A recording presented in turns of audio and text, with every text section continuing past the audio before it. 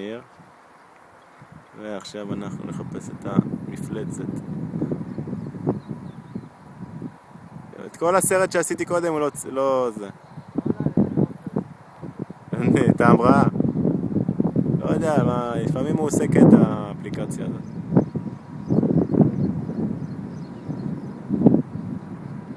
גובה רב.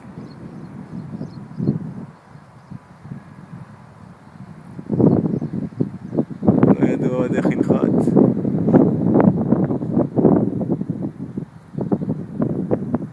עשינו חיפוש אחר שטח טוב יותר, ובסוף חזרה.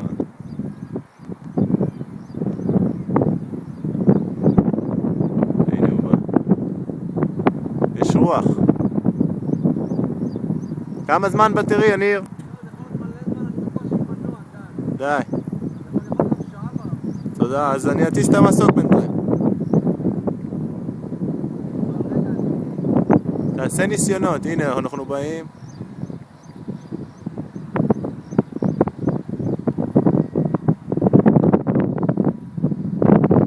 היה!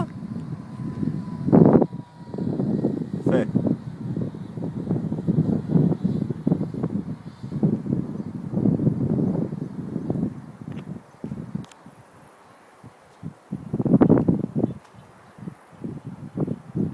כן.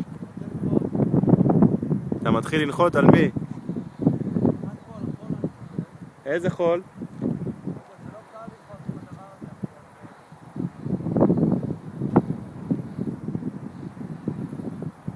איפה אתה רוצה להנחית אותו? שלא תהרוג אותנו. בשביל חול? אז לא כדאי שתלך לשביל הזה? לא, ניר, עלינו זה. תרים. לא קרה לו כלום.